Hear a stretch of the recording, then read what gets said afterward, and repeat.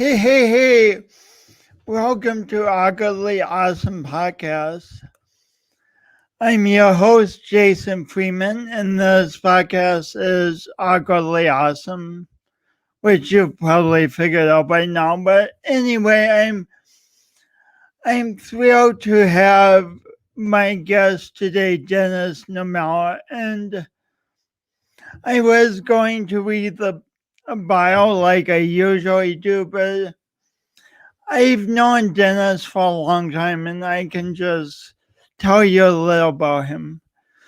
The first thing you should know about Denis is he's kind. He's very successful, and he's at the same time always kind. He just loves people, including me, and does all he can to bring out the best in people. And I'm going to let him tell some of the rest. But first, his intro. And someday I might get the seamless, but not today. So here's the intro. Today's guest, Denis Nurmela. Hey, Denis Nurmela. Hey, how are you doing, Jason? I'm great. Excellent. The sound is perfect. Remind me where you are. I'm in South Dakota. Are you in Iowa or North Dakota? Montana. You're in Wyoming, right? I'm in central China. Central China. In the middle of Red China, mainland China. Ooh. And it's Thursday morning here at 8:15 in the morning. I think you guys are lagging behind. It's only Wednesday there, if I am right. Yeah. How is I'm curious about Wednesday evening about 10 o'clock. How is it? Oh, you're gonna go to bed about 11. So 10 o'clock you'll start to get drowsy, and I can be a fortune teller because I'm always a day ahead. That's awesome. So at a certain point, a few years ago, you could have just kept what you were doing in Southern California. Yep. And how long have you lived in Southern California? Let's see, I've been in Southern California for, wow. I think I was there for 30 years, something like that. That's a couple weeks. So, in a couple hours. So you could have said a few years ago, Southern California is what I know. I know my way around. I can go to big cities like San Diego or LA when I want, and I'm set. So Yep. so and a lot of people choose to stay where they are. What made you decide to, like, hey, I want to go on another adventure? Well, I'll tell you, actually, that's a great question, and there's a systemic basis that I use for making decisions, and a couple of things. I love change. I absolutely love change. It's one of the things that's the stabilizing factor in my life is change. I like to challenge Let's myself. unpack that for 1 sec. What you just said, change is a stabilizing factor in your life. Yes. What? If I'm not changing, then I am stagnating. So life, life, successful life is the ability to run up a down escalator. Successful life is the A ability successful to life, run up a down escalator. correct. So if you stop, it will take you down. You have to keep running a little faster than life to gain. And this is the challenge in life, is that we don't stop running. We don't stop changing. We don't stop taking on adventures. I came to China for the first time. I've been an international speaker for a while, and been to other countries and seen some of the world, but I had never really been actually anywhere in Asia. And a magazine brought me here in April of 2018, and I fell in love with the country. I really had fell in love with the country. And I'd raised all my children. I'd lost my wife, and I was living by myself in California. And I came to this beautiful country of China. And I'll be honest, I was kind of like every other American. I had no idea what China was like. I thought maybe it was like North Korea and there's a policeman every 10 steps, but I came here, I fell in love with the country, and I thought, gosh, what better kind of change than to live in a country where they don't speak the same language. Their customs are different. So much to learn, so much to learn. I love to learn all the time. So this is what has really motivated me to live here in China. And I'll be honest, there's a little selfish reason too. As a foreigner here in China, people look at me differently. I look like every movie star they've ever seen in a Hollywood movie because I'm American. You don't just blend in when you're walking down the street. Yeah. As long as I'm eating rice, then they think I'm Chinese. I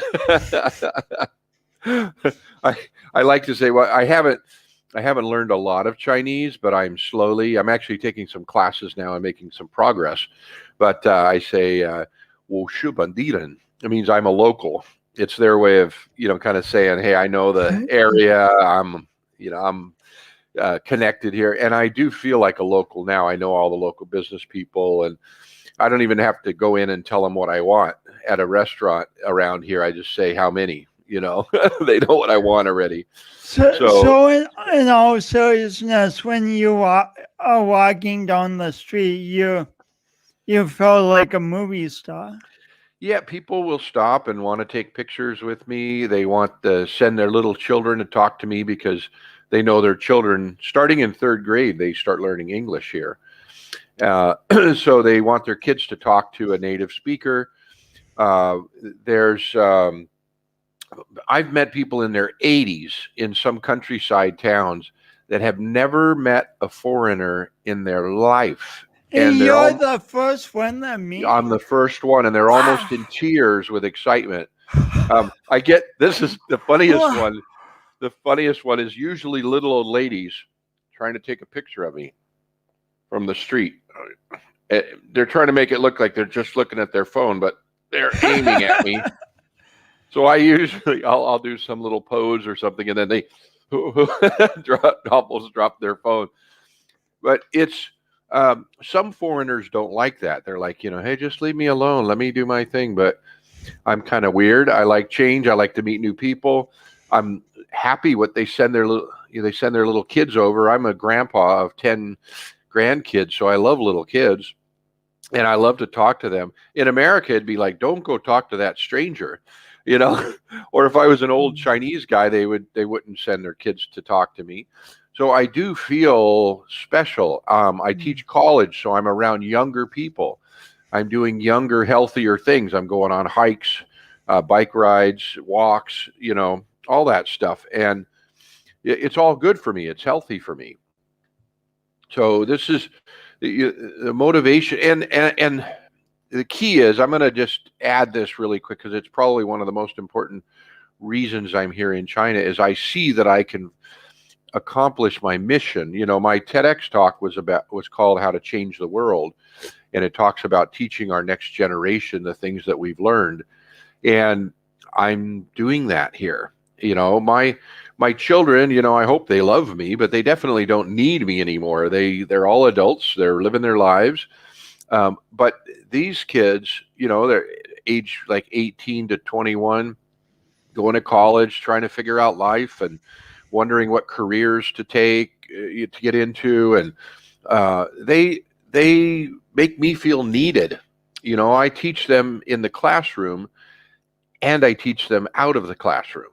I hear about their problems with, their dad's an alcoholic, or they, how do I break up with my boyfriend? Or how do I, talk better with my mom, and I'm a communication expert and a neuro-linguistics practitioner and a clinical hypnotherapist. And so this is like a little petri dish of clients to work with that I'm doing out of the love of my heart, and helping these kids. And they don't realize how much they're helping me by providing me the youth energy and, activities that I do. And to feel needed, I think, is more powerful than to feel loved.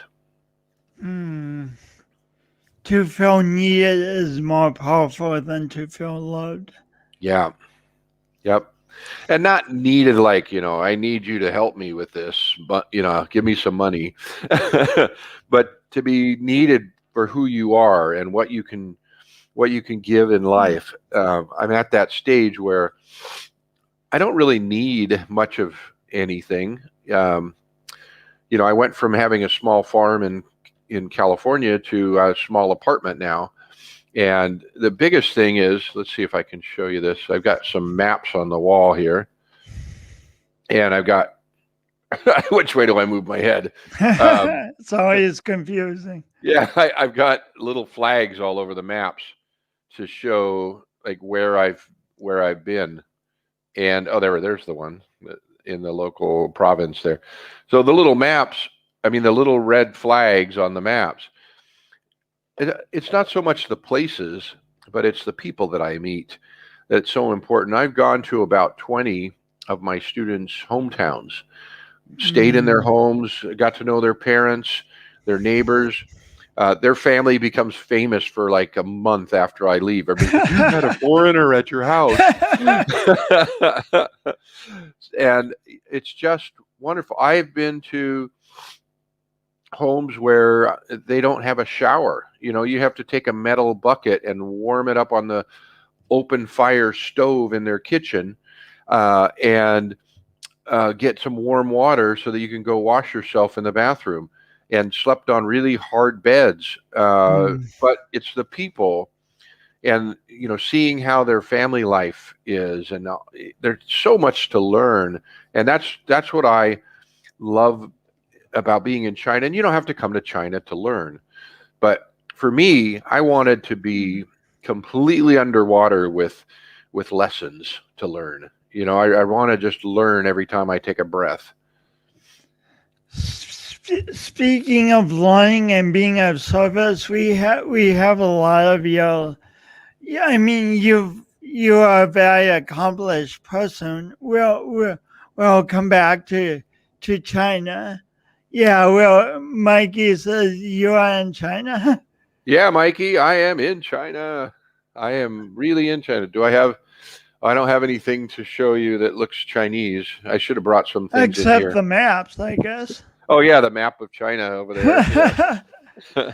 So you started your first business at the age of 9, right? Yeah, I was 9 years old when I started my first business. It was just a little, like a community ecology club. We made a deal with our neighbors. I was the president, my brother was the vice president, and our secretary was our neighbor. And the three of us would meet together and have actual meetings. We had uniforms. We had a blue shirt for the blue sky, brown pants for the earth, and we had cookies and Kool-Aid. We would help sweep the sidewalks. The neighbors would give us their newspapers and glass bottles. We would go recycle those. That's how we made our money.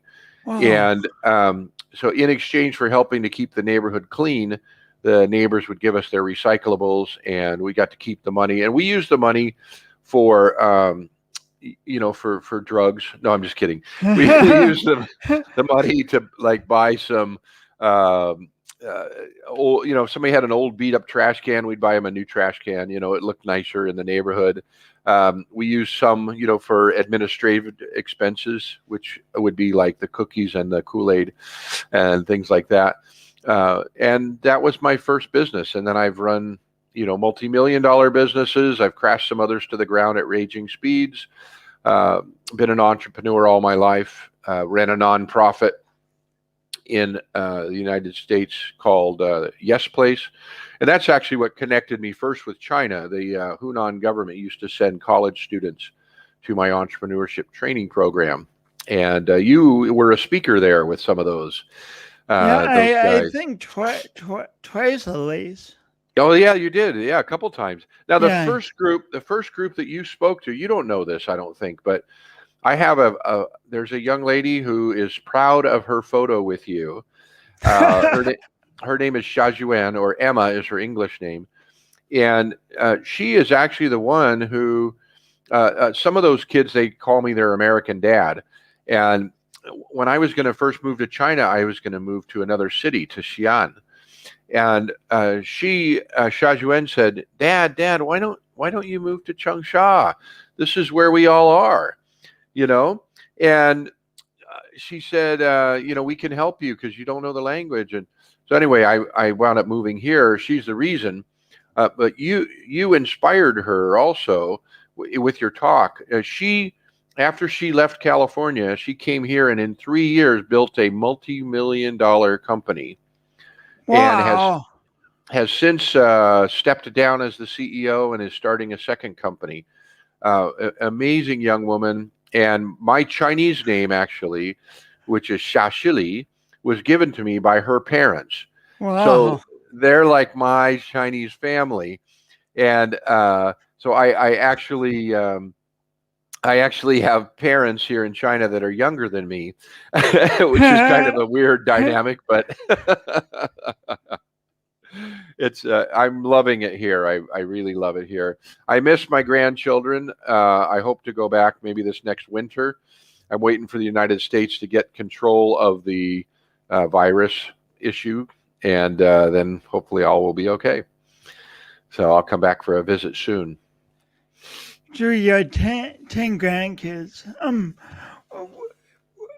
what does it feel like to have guided this woman to I'm going to just say Emma, to you were part of you and Yes Place were part of what taught her and gave her the confidence to build her first $3 million company and now a second one.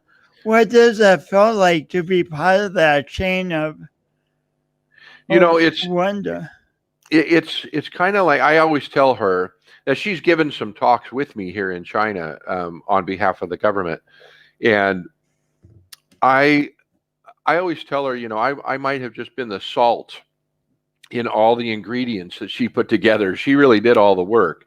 But when she gives a talk with me, she usually gives me a lot more credit than than it is due. But it feels good. And there's actually another young man who has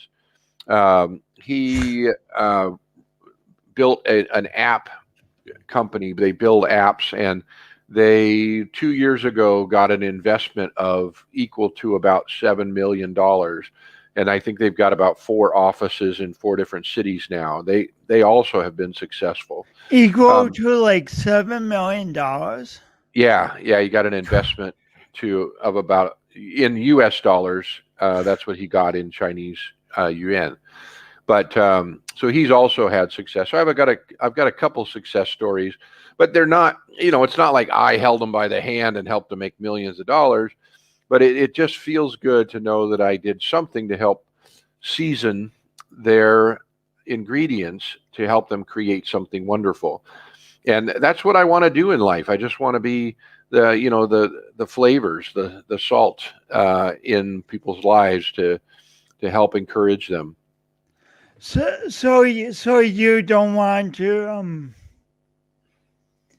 so you want them to make their own way, but you want to encourage them and give them vision and say Yeah. obviously yes you can. Right. Right. Yeah. Obviously yes, this is something you can do. I mean, Yes is a big part of my life. I'm called the Yes Man, and the yesman.org. I noticed I put a space in there when I put my on my lower third, but there's no space there. It's just the yesman.org. And yesplace.org. The word yes, young entrepreneur success is the acronym. Yes is the acronym for that. And it's also the acronym for your eternal success. So it can mean a lot of things, but I think that we have to tell ourselves yes to go try something new. And now, whenever we say yes to something new, we also, and this is an important factor in our life too, we have to say no to something to make room for it. We all have exactly the same amount of time every day, and that is 24 hours. It doesn't matter how rich you are, how poor you are. We all have that same amount of time. What? You don't have like 36 hours since you live in China? Yeah, that's right. I'm a day ahead, so I know the future. But but we all have the same amount of time. So what's important is that we have to learn what to say no to in life. I notice a lot of things in China. In a lot of ways, China is kind of like the Chinese people are kind of like the American people of the 50s and 60s. Wow. Very community minded, very conservative. Their thinking is about the same. However, so are the problems. A lot of smoking and drinking, and it's really I like in America. There's a lot of states now.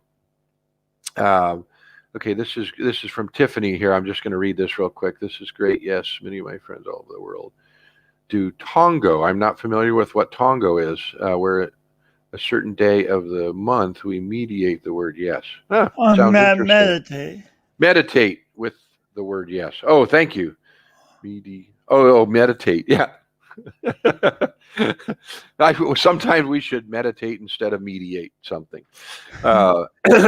So we have to. But using yes when you mediate is probably a good tactic.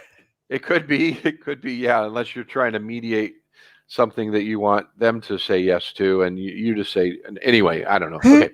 So you have those 24 hours a day. If you want to add meditation, then what is it you're not doing, for that time that you're going to meditate?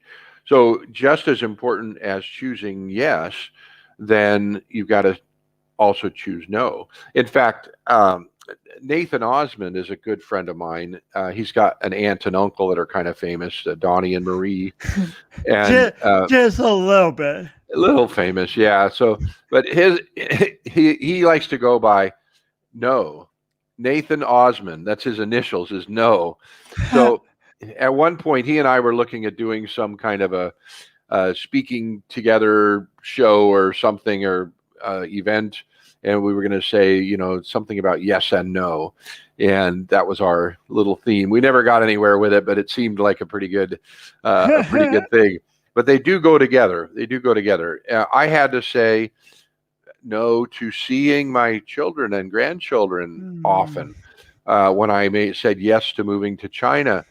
But for me and for my family, it worked okay because they would drive by my house someday and the grandkids would say, oh, let's go see Papa. No, you got to go home and do your homework. And, people are coming over for dinner, blah, blah, blah, blah, blah. So they would feel kind of guilty. They couldn't spend so much time with me. And now they have no guilt because they can't just swing by China on the way home. So when I go home, it's, it's a more quality time.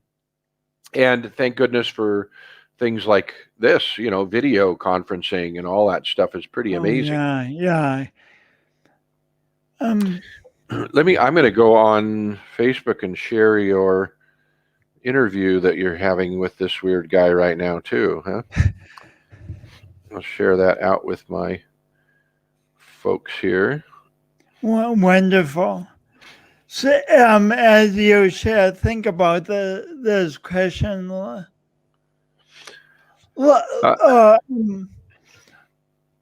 I guess myself sometimes and other people, we come up with a good idea, and we're all like, "Oh, I got a good idea," but then we start saying no to ourselves about it right away. Well, I think those are more perceived limitations. We think that we're being told no by the voice in our head, when really we are just maybe afraid of something.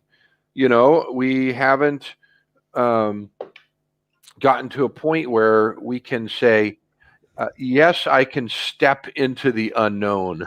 Okay, this is good. So how do we use the voice in our heads that says no when we have a good idea? How do we turn that energy into good?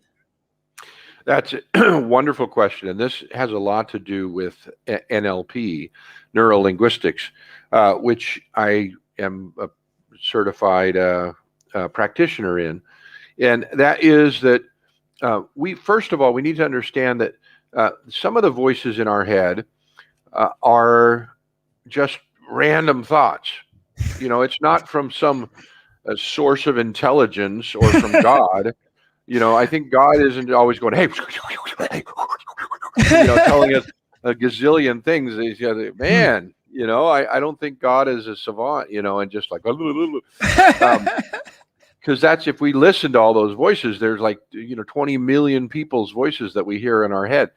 So we have to just allow that to just flow through and not really listen to it much. But we also need to realize that if we can control our brain, then we can control our life. Now, I don't mean control like, oh, I got control of it. But our subconscious mind is so powerful. Think about all the things that we do without thinking. Like, if I asked you, Jason, right now, not to show me, but to tell me how to tie a shoe, you would struggle to come up with the words. We will be here for a very long time.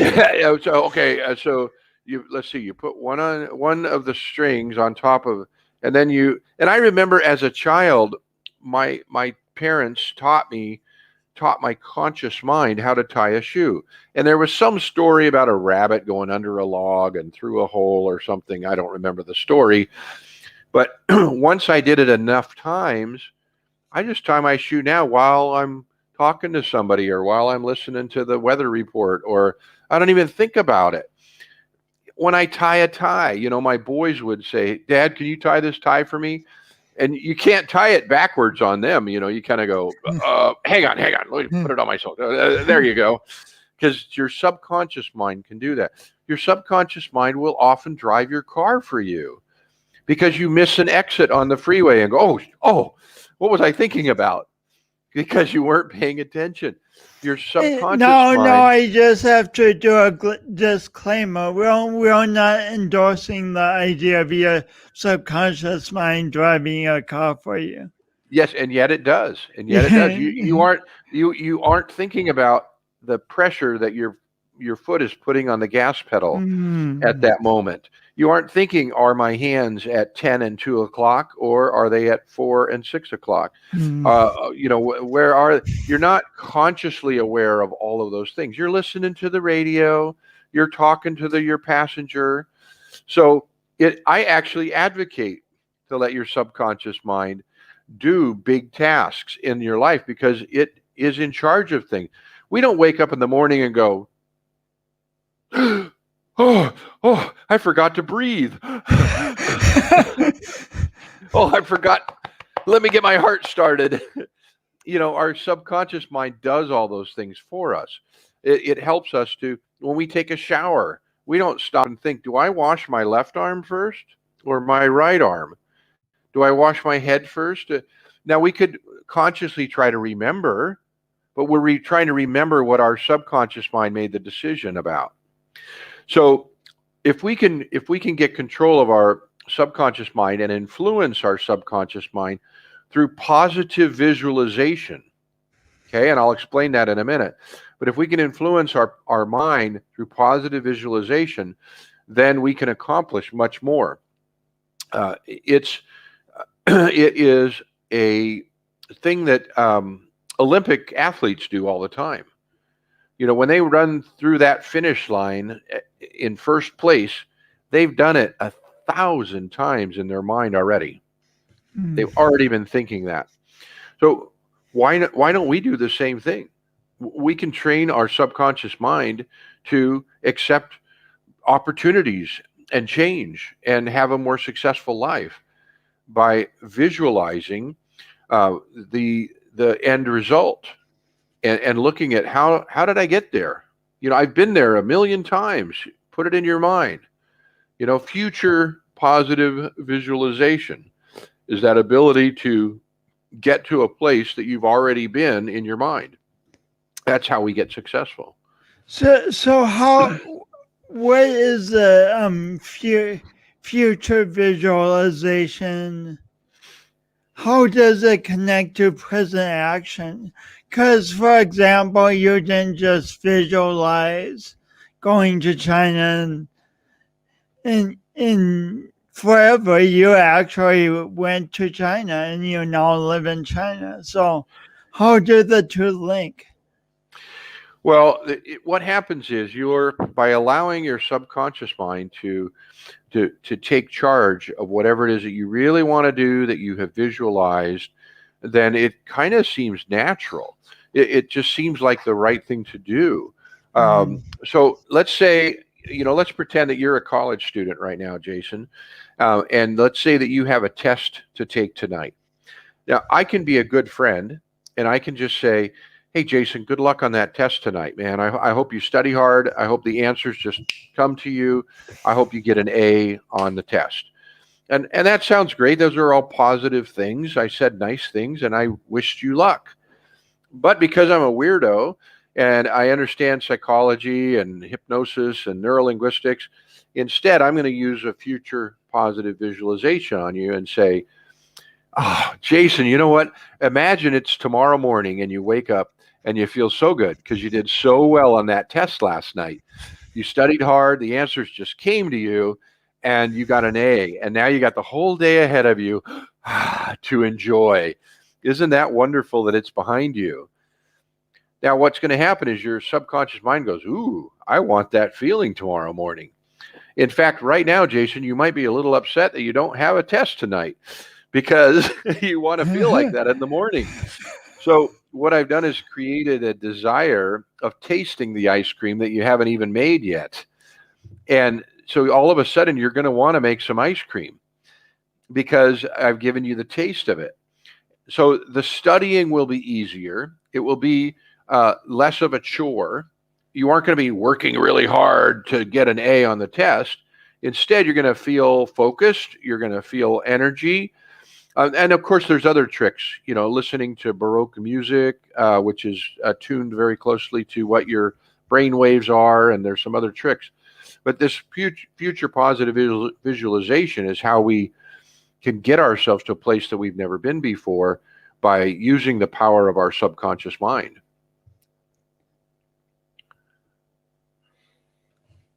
Wow. Mikey says he's loving this, and he knows. He called me Wayne. That's my first name, Wayne Denis Nurmela. I go by my middle name, so he's showing that he knows me somehow. so when we do the future visualization. Do we also put in the steps about the studying part into the visualization? Well, here's the thing. You just put in the result, what you want to get to. Your subconscious mind will figure out how to get you there. Now, here's another thing that's really important: the word visualization. Okay, if you come and visit me here in China and you want to talk to some of my friends, you're going to have to learn Chinese. You're going to have to learn to speak their language. If I go to Mexico, I have to speak to people in Spanish. Mi español es muy chistoso, es bueno por mi trabajo. But you've got to be able to talk in that language. So now, if you want to communicate with your subconscious mind, you need to know the language that it thinks in, and the language that your subconscious mind thinks in is pictures, either still pictures or moving pictures. So this is why visualization is so important, is because you need to picture it the best that you can so that you can desire to be there, and then your subconscious mind will follow the steps that you need to take to get there. Now, yeah, there's tips on how to study and how to study a textbook, and I teach some of those things, and there's some neuro-linguistics techniques and visualization techniques that help with that. But the key is that you don't have to do any conscious thought. When you're doing future positive visualization, you just want the feeling of the results through pictures. And then your subconscious mind will help you to get there. If you're consciously aware of how to study, like I teach my students how to, instead of just reading a book and throwing all the stuff in a big bucket and then bringing that bucket to the test and trying to find the answers in that bucket, I teach them how to create a file cabinet and organize all their thoughts while they're reading their textbook. It's a visualization of a file cabinet instead of a bucket. And, so there's a lot of tips. Listening to Baroque music, I mentioned that before, from the classical Baroque period of time. The amplitude and the altitude of the music is very similar to the alpha waves, which are the brain waves that are active when your subconscious mind is more focused and you're in the zone. So, yeah, there's a lot of other tips and tricks, but that key is to you accomplish something new, is you want to study it as much as you can and picture it. Like if you've never been to Disneyland, what do? You go look at the website. Maybe you get a map and you look at it. Oh, look at this ride and that ride. I want to go on that. And you watch other people's videos and pictures and you imagine yourself there. And then when you get there, you kind of have a little better idea of what you want to accomplish while you're there. So that's a future positive visualization in a simple way. And I guess a really simple example is like, say I come to China and we want to go to a place you've never been before. We would look at a map, visualizing where we're going to go. And you'll talk to people who've been there before. That's true. I'm often asked when I'm on an interview like this, who inspires you the most? And I'll pre-answer that question for you. I am inspired the most and motivated the most by Denis Nurmela of the future. I actually talk with him. Now, this is so weird, I know, and you and I have talked about this before, but if I have an obstacle in front of me, I already know I'm going to get through it somehow, but I don't know how. So I talked to the Denis Nurmela of the future who got through the obstacle. How did you get through that? And what's interesting is I can look now back at that mountain of a challenge that used to be in front of me, which is now behind me, and I can look and see what the path was that I took to get over that mountain or around it or through it, or did I blast a hole right through the middle of it? Did I find a cave that was really a tunnel? How did I get through that? And if I can visualize myself on the other side and feel like, it's so nice to have this challenge behind me, guess what? I'm gonna take on that challenge in a whole different way, and my subconscious mind is gonna help me instead of just be I, a bunch of voices in my head. I suppose energetically that makes you much more relaxed too, to know the challenges behind you. Yes, yes. If you can And visualize the challenges behind you, imagine for a moment, Jason, that when you were that young boy who was struggling in school, how much better would you have done if you knew that someday your speech impediment would become a speech opportunity, and that you would use what was bothering you as a um, as a stepping stone to become great? I mean, don't you think that maybe you could have responded a little differently as a child and felt a little differently if you had been able to visualize that at that age?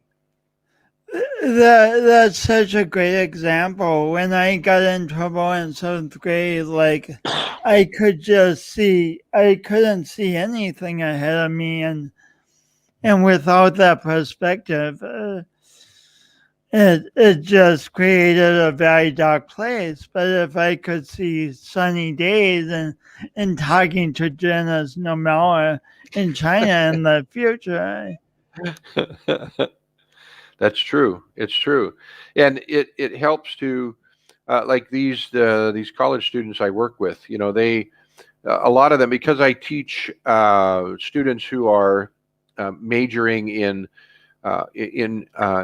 translation and in English. They often wonder uh, whether they should become an English teacher or become an interpreter. And as an international speaker, I've worked with interpreters. I can tell them maybe what their future might be like. So I can help them visualize. So let me see, is this I'd love to know your daily routine, how you start your day, what you do to incorporate in your manifestation, what you say to yourself. You're both definitely living in greatness. This is a beautiful show. Oh, I'm glad you're enjoying it, Mikey. I appreciate it. I am honored to be with Jason on his show. I get asked to be on lots of shows, and my manager will say no to some because they're just getting started. They have no big, vast audience. And Jason has been a friend of mine for a long time, and I would never say no to Jason because I really enjoy uh, working with him, and he is the epitome of accomplishing something big in his life, using something that used to hold him back. So, so I'll answer your question. Uh, how do I start my day? I make my bed. There was a talk given by a general from the army, I think, or something, and he talked about when you get up in the morning, make your bed. That way, you've accomplished something already in the morning, and so that's step one. Make your that's bed.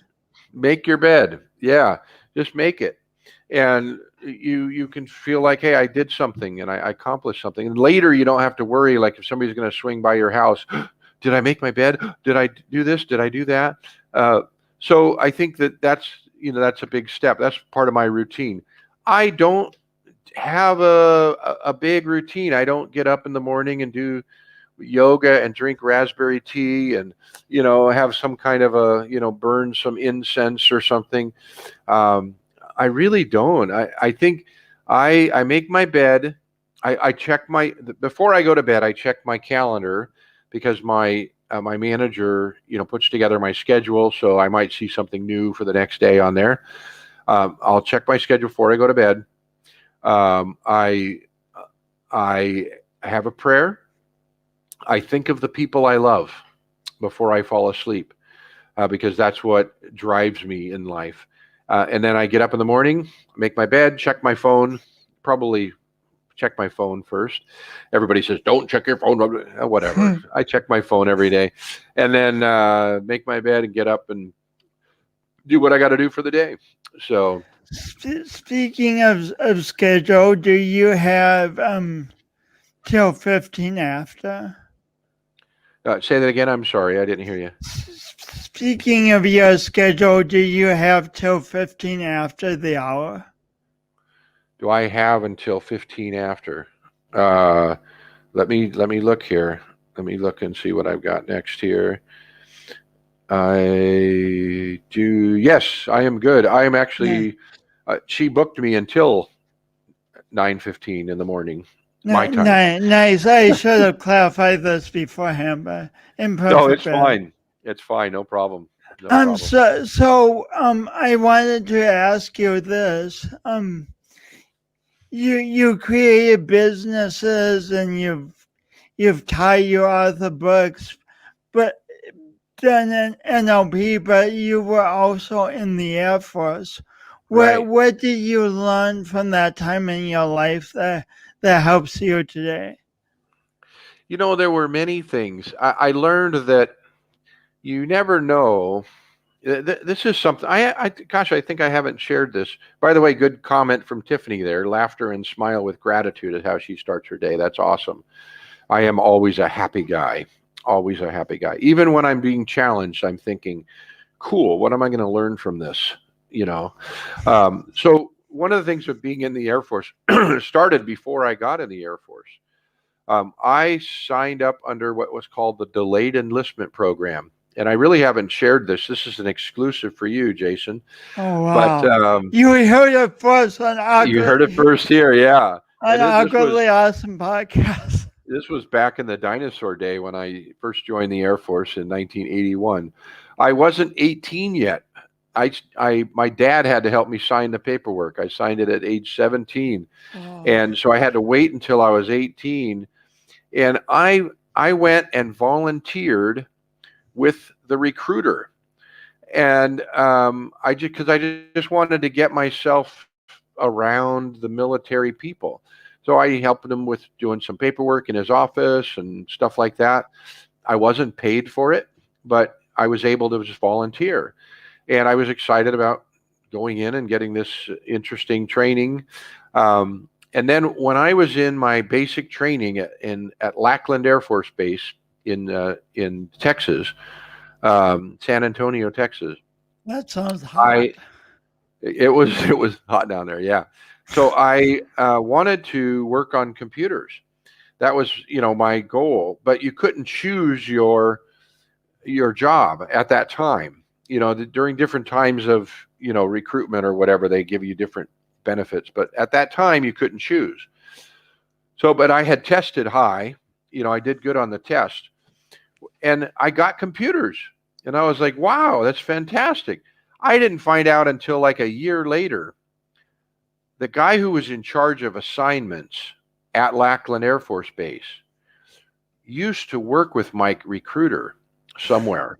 And while I was there in basic training, doing my push-ups and running around and all that stuff, I found out that he came to Lackland, had dinner with the guy, brought up my name during dinner with he and his family, and said, this guy would like to get into computers. What can you do? He helped me out, and he's a good guy. So I didn't ever volunteer so that I could gain something. But that's the first thing I learned, was that you just be nice to everybody. You have no idea who's going to do something for you. That was a life-changing thing for me. It's what I wanted to get involved in. I also learned that you can be an entrepreneur anywhere. There's two things. When I was in basic training, we would get our uniforms, and we had to either, if you didn't know how to tack up your own pants, the hem for the bottom of your pants, if you didn't know how to tack it up, you had to take it to the tailor, and you don't have very much time to go do anything, because it's in basic training. So at night in our tightly fit beds, because you gotta live in this military style, right? So they're not king size beds. Yeah, no. And you can't have, your sheets can't be wrinkled, or anything. Everything's got to be perfect. I'm at night, I got my flashlight under my blankets, and I'm tacking up pants. $1 per pair of pants. If they wanted it right away, it was going to be $5. and I'm making money on the side. And then this was and then later I went to Keesler Air Force Base for my for my electronics training for computers, and I got stationed there also. So there's like two sides of the base. There's the training base, and then there's the permanent party people. So once I became permanent party and I bought a car, I would go. And this was before seatbelt laws, but the weekends, the guys that were in their electronics training got to go to the mall or whatever. They got the weekend off. So there would be like 4 busloads of students waiting to get on a bus, and one bus would pull up and everybody would cram on there and it would pull away and the others would have to wait, for another 15, 20 minutes for the next bus. But I pull up $1 per head. And I would just pack you my would car do full of people. Uber long before Uber, huh? Before seatbelts. That's right. Yeah. So I would drive them and Uber. drop them off at the mall and come back later, do the same. And then I would go to the bus stop at the mall later and pick up people coming back. I made a killing. So, the old, what was it? Was it the movie? It wasn't Robot. Was it Robots? I think where that line was find a need, fill a need. Find a need, fill a need. I'm not sure. I think it was from the movie The Robots, or Meet the. Anyway, it's some cartoon movie. But if you see a need, find a way to fill it. That's a great business idea. So I got off on that. But yes, I served in the Air Force. I worked on computers, and then later I cross-trained in the Air Force Reserves, and they trained me to be a surgical assistant. So how did that happen? Computers over here and surgical assistant seems to be like a completely another track. How did the insides of a computer and the insides of the body work a lot the same. One has blood and the other does not. So there's some similarities. In between the two, for like 3 months, I was actually a cook in the Guard in the Louisiana Guard. And then I switched and changed careers. But when you move from one unit to another, they have to find a job for you. So that was what I cross-trained to. While I was I've always had some interest in medicine and the human body. Wanted to be a doctor at one time, and I was when I was working on computers at Keesler Air Force Base. I became a volunteer in the emergency room and helped out in there, and I taught CPR. I just got involved in the things I was interested in. So another instance of volunteering, huh? Yeah, I've been a volunteer for a long time. Yeah, that's true. That's amazing. So what final words do you have for people? People are watching now, and we have no idea when people will see this in the future. Say someone's watching 10 years from now. Oh, never mind. Just, you know what I mean. Or they're watching 10 years previously before we recorded this. No, that's a time travel thing. Never mind. I don't want to get into that yet. That's another episode. Yeah. Next time. Well, so I think the bottom line advice is to realize that you control your mind. You have power over your mind. When you should never label yourself. I am a slow reader. I am shy. I am what? I am a slow talker. There you go. All right. Don't label yourself. I became a speed reader.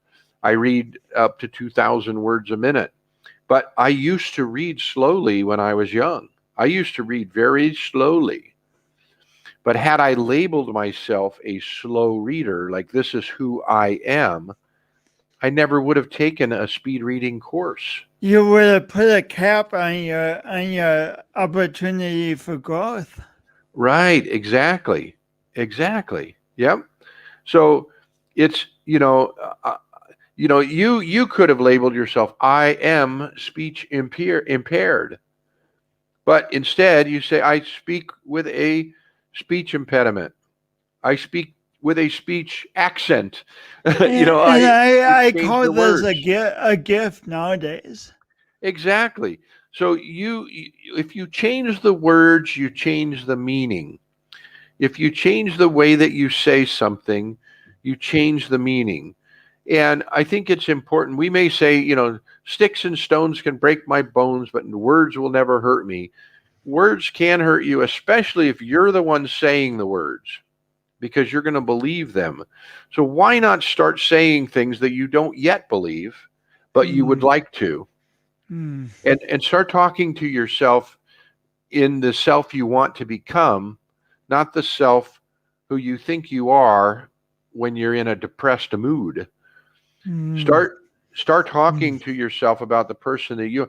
Maybe if you're watching this show, we had a couple folks on there that are watching and making some comments, and it's important that we've got Scherer and Tiffany and Mikey and some others that are making some comments on here. You guys should be thinking, hey, I can be just like Jason.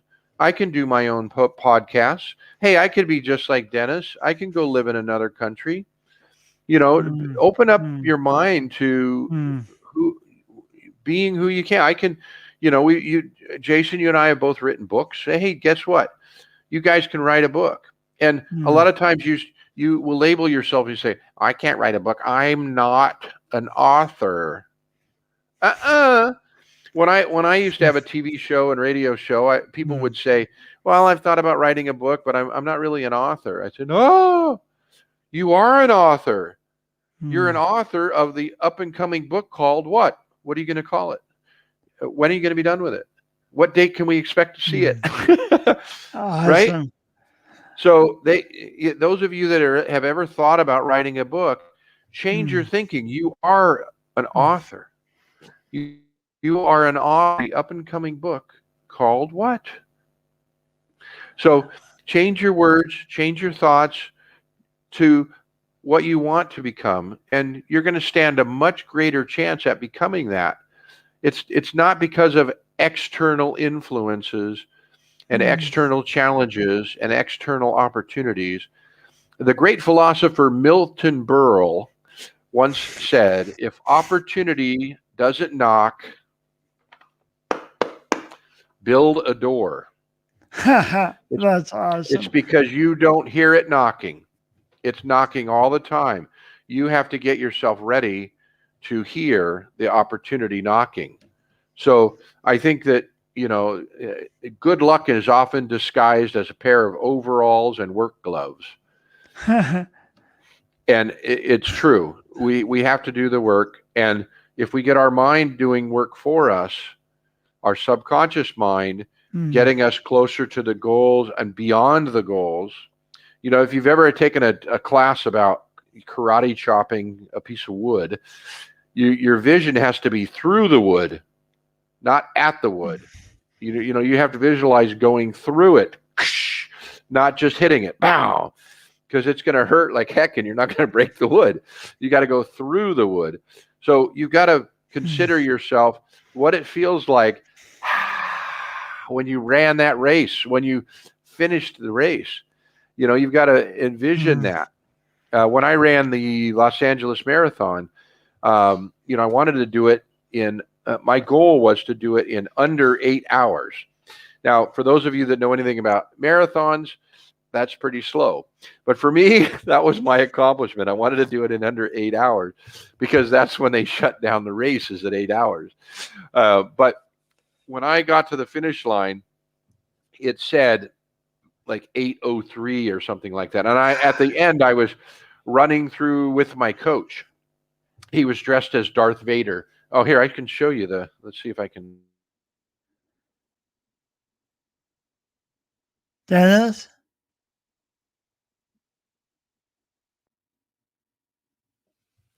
Awesome.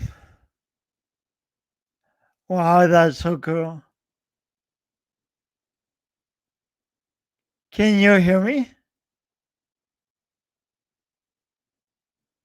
Can you hear me?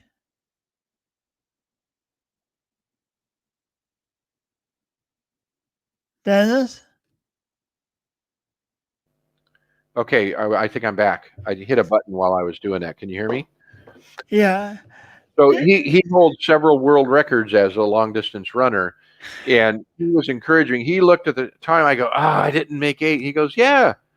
He said, no, that's not the right time. He said, because you started later. There are 20,000 people that ran it. So I started way back in the line. So when I got my final calculation, if you freeze that frame, you'll see that I actually ran it in 7 hours and 37 minutes and 9 seconds. Yes. So I was like, yes.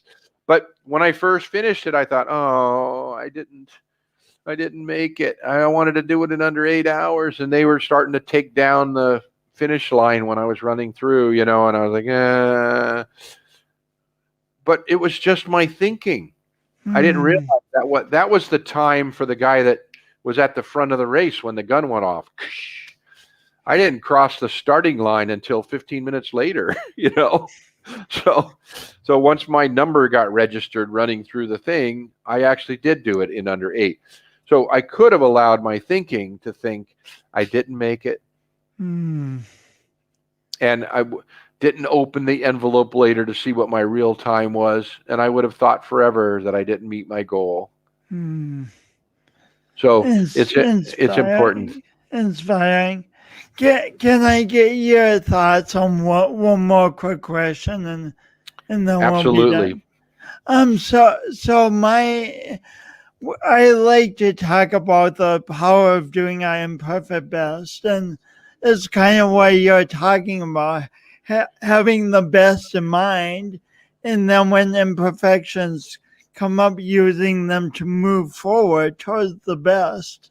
Right. What does doing your imperfect best mean to you?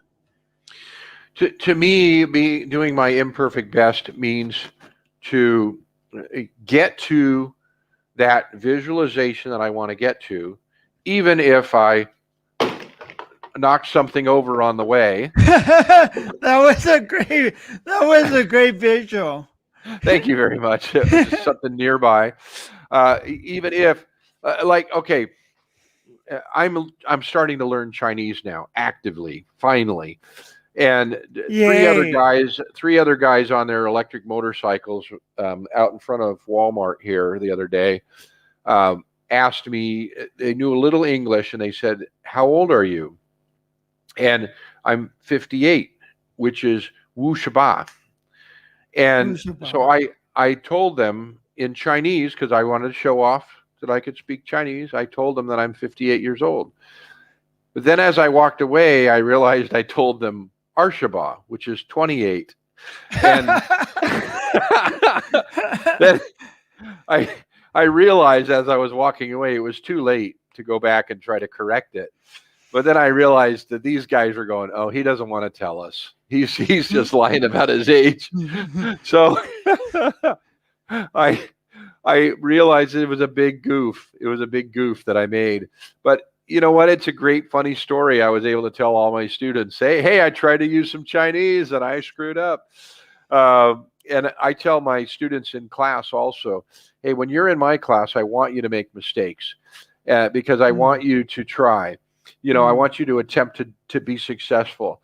If you don't try, you fail by default. So you've got to be willing to make mistakes. And so I think mistakes, it shouldn't be a negative word. It should be a learning word. And so doing my imperfect best means that I'm willing to make mistakes. I'm willing to get caught, I forgot to zip my zipper and somebody points it out. it's not going to ruin the rest of my day. I'm going to be like, oh, okay, I'll try to remember that tomorrow. That's it. Make my bed, zip my zipper. There we go. Now I got a routine. Okay. So, we do stupid well, stuff. you're 28, so you have some years to learn all the. Exactly. Yeah, I've had 28 years. Thank you very much. And when I told my students about it, I always tell them, I've only had 4 birthdays here in China. So I'm really only 4 years old. So I said, I don't know what I was thinking telling them I was 28 when I'm really only 4. Awesome. Well, it's such a pleasure to talk with you. You have so much wisdom, and you presented in a fun, uplifting, inspiring way. Thanks for all you've given my audience, and as always, thanks for all you give me as a coach and as a friend. You're just. It's good to have Denis Nurmela in your corner. So Well, very thank you, good my thing. friend. And you are awkwardly awesome. And I think you have always been a great friend to me, and I have always looked up to you. And I have always said, without any doubt, you are my favorite public speaker. And that's coming from another public speaker. There are some other great speakers out there, but you are my favorite because you have really overcome something and used that thing you overcame as your benefit, as your opportunity. And it doesn't matter how many times you get out there and speak, how many shows you have, how many listeners you have or viewers. I will always think that you are the best public speaker because you have accomplished what many people are still sitting at home on their butts on the couch thinking, I can't do it because I am something. So put happy words up here, huh? Put Yeah. optimistic words. Put future thank positive, you so much, my friend. future positive visualization words up here. Mm. I am an author of the up and coming book called whatever. I am a movie director of the up and coming movie, whatever. So yeah, put future positive visualization words up there and you will become what you wish to become. Yeah, students in China are so lucky to have you, and thank you. So great to be with you. Thanks, Jason. Appreciate being on your show, my friend. Call me anytime. I'm always a day ahead. I'll give you your future. Okay, thank you. Well, oh my gosh, I get to do this every week. Oh my god, wasn't talking to Denis the best? I guess you were listening and I was talking, but you know what I mean. Well, thank you for the comments, and if you have more comments, we love them. So thanks for commenting, and please tune in next week and make it a tremendous rest of your week. And now the outro, which will be no more seamless than the intro. Are you noticing a pattern here?